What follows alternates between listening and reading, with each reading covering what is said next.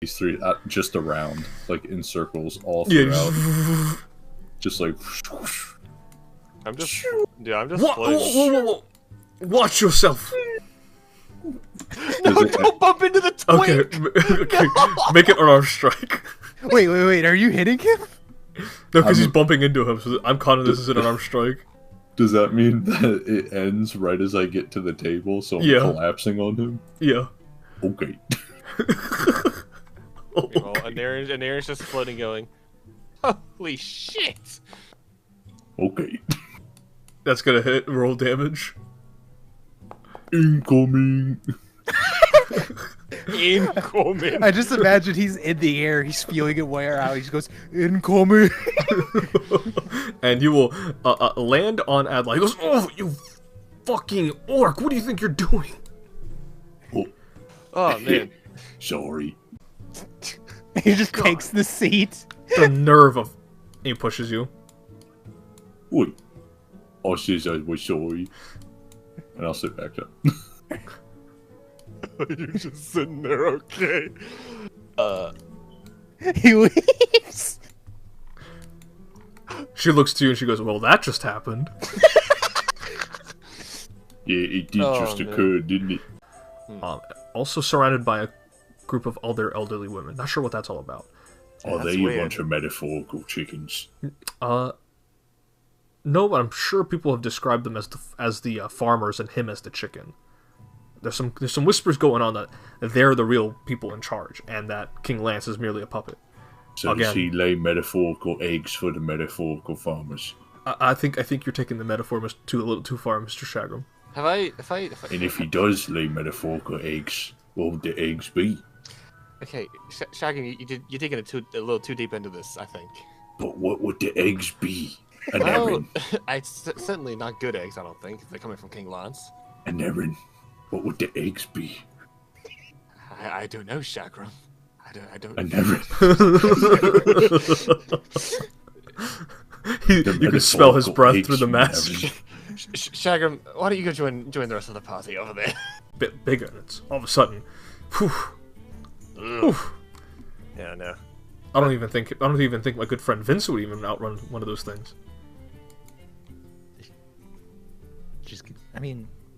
I guess we did give her a place to stay for a bit. You overpriced her on rent. No, I did. But Miss Beatrice, it was lovely to speak to you, and that fellow who was here with you was did he seem all right? Oh yeah, no, he's just a guard. He's just a guard my father hired.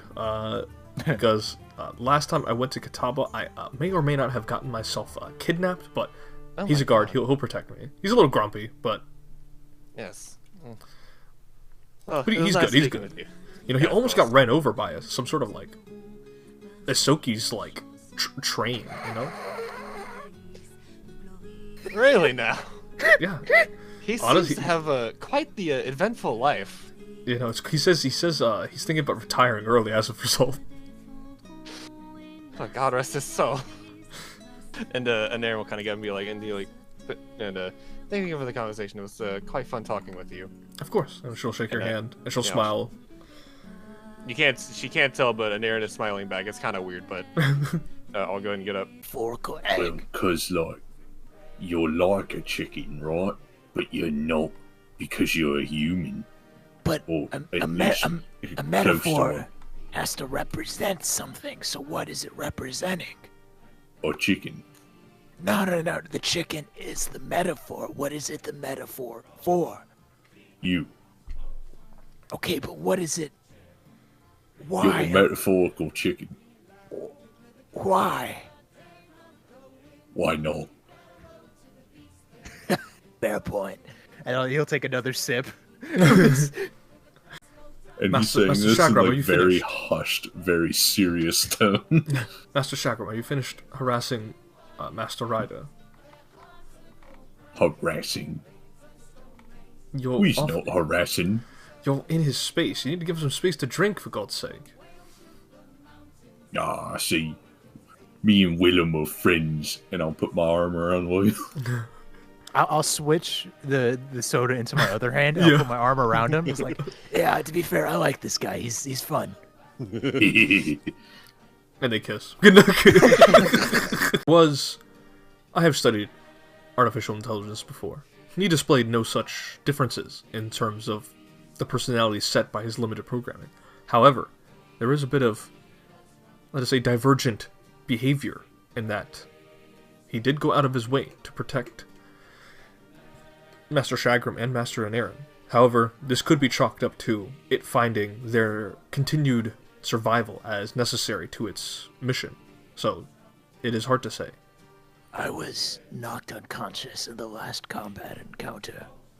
During that period of time, you know when you're knocked out, everything goes dark, but then you almost instantly awake when you're conscious again. Yeah. I didn't have that happen. I was in the darkness for some time, and while I was there, I spoke to Nomad. Ariel looks this time, kind of scratches his chin. Yeah, if it doesn't bother you, then I certainly don't give a shit. It'd be nice to have a body that is mine again, I suppose. No, absolutely. And hell, I mean, what I'm told is correct, I should have died a good couple 100 years ago, so I'm not gonna complain about a new body being a different flavor, in the lack of a better term. No, absolutely. I have no problem. Bronte. Bronte shakes his head no. Bronte looks at you and goes, "You must do what you believe is right in your heart, Mr. William Ryder. I believe what you have for yourself and all of us here is with good intentions." I was brought back up. Is it the Great One? No. Mr. Shagrim, I don't wouldn't know. It could not be Toth the Arbiter. But Toth he the Arbiter does works work through. in mysterious ways. He does, but Toth the Arbiter is more likely to communicate with magic, the raw potential of magic, than Whispers. Whispers are too vague, too much in the realm of ambiguity, and Toth the Arbiter is anything but ambiguous. True, the whispers are damn annoying. It is hard to say. Perhaps when we venture further into the Silver Haunt, perhaps we might find something in Sin City, in Skullport. It's hard to say. Oh, that's right. We gotta go back to see Lenny. That's right. Lenny awaits. Lenny does await. The smartest man. So, if you was a metaphorical... Shagrim, I'm gonna put my hand on Shagrim's shoulder. Shagrim, let's have Dr. Khalid finish what he was gonna say. But he must... Oh, fine. Thank you, Mr. Anarin.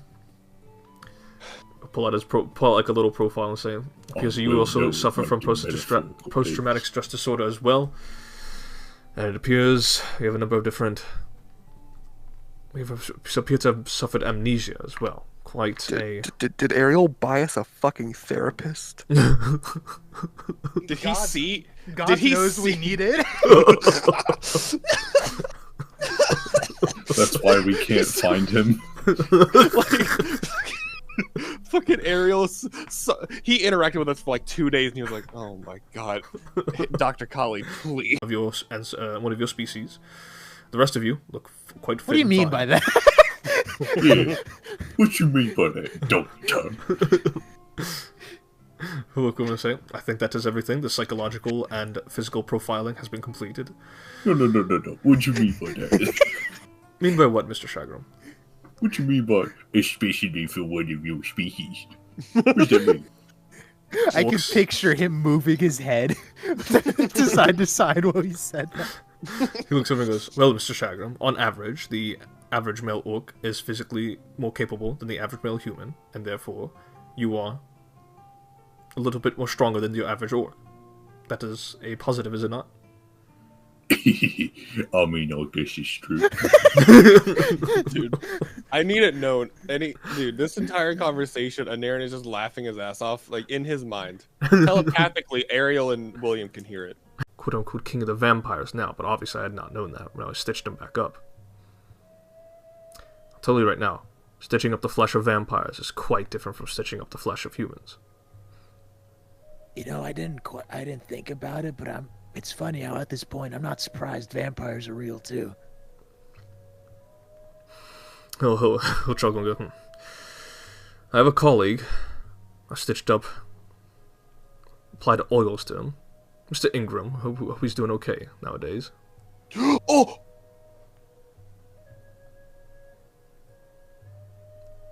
You know, I completely blanked out and forgot that was Richard's name. I was just sitting there like, should I know who that is? Oh, that's my character. Why did I recognized it first? What the fuck? I know, I was just... Bro, I literally sat there and I was like, Mr. Ingram, what character has Ingram? And I was like, oh, Richard. Couldn't help notice what you were staring at us that whole time. Is something... You okay? Yeah, I'm just... Shagum, can you back away from me? You're making me feel a bit overwhelmed, I think. Oh, sorry.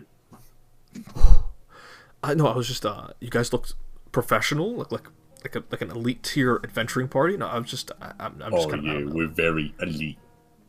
We've had a fair share of adventures together. See, Anarin over there. He's one of the greatest warriors. Really? Oh yeah. What about you? Are you you must be some like master oracle, yeah? Oh, well, I don't like to brag. No, Shagrum, you should brag. You're one of the finest spellcasters I've seen. Oh, stop it. What? Yeah, I can see that. I can definitely see that. Miss Fist. Oh, it's Fisk. Right. What kinds of combatant are you? Oh, I've just picked up the shield and mace, but I'm still learning. Well, I don't much has a use for this, but you can has it. Oh. And I'll give it a spell wow. tough. You really meaning to give this to me? This just looks it's from the Arbiter. It bears the symbol of the Arbiter. I know, but the Great One follows me everywhere, watches over me, and I do his will. So, besides, I don't much have a use for it, but maybe with this, he will also bear his blessings on you. Dude. That's awesome. With a new party member obtained, Prince Ariel informing you that he will reunite with you guys in Sin City. You guys are now making your way towards Skullport, but most importantly, you're gonna have to go through that passageway filled with frog people and fight your way through to get around the heavy security as a result of aboleths attacking the city weeks prior. Dude, that's awesome. So Frog people. as you guys are traveling, that's where we'll end the session.